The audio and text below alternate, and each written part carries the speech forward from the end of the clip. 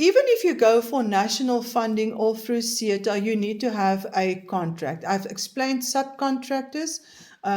It's they don't give money. Financial or bank will not give to subcontractors unless you got a original contract from a contract holder. I've already explained that as well.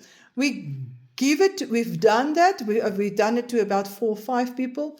They use it for the bank and they get the funding, but that doesn't say they come back to us, buy the truck and come and work on the contracts. Are we clear about that?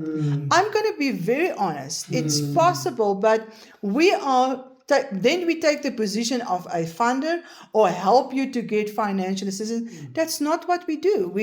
I do training. The contract holders want trucks. That's all that they want, trucks. You come and work and you earn 50, 60, 70 grand on the on the backload and the upload.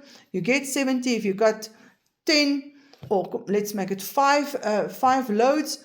I mean, it is 350. You can get 400, 500,000 rand turnover.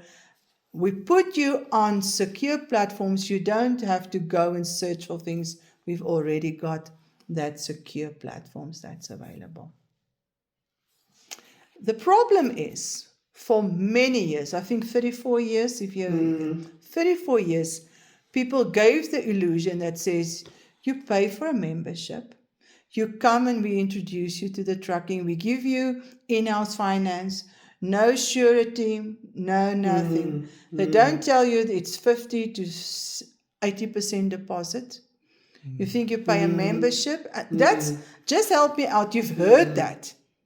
You've heard that. It's not, they do not disclose everything. You pay a membership. That's a membership. It's got nothing to do about the contracts and things like that. You don't know whether the contracts is liable, profitable, if it makes money. You can give things, you understand. I disclose right from the beginning. I disclose what is the rates, although you haven't been to the training as well. But I normally don't do that, but because I've built a relationship with you for how many years now? So the thing is, I disclose everything. So I tell you there is. And that's the problem, to get that mind shift for people that wants to be in the industry for many, many years now.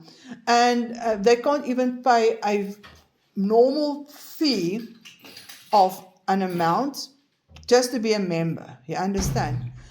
How can you even think about going into industry if you even can't pay a basic fee?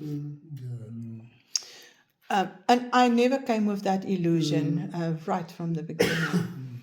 Okay, I'm going to stop with this subject now, so I hope that is clear.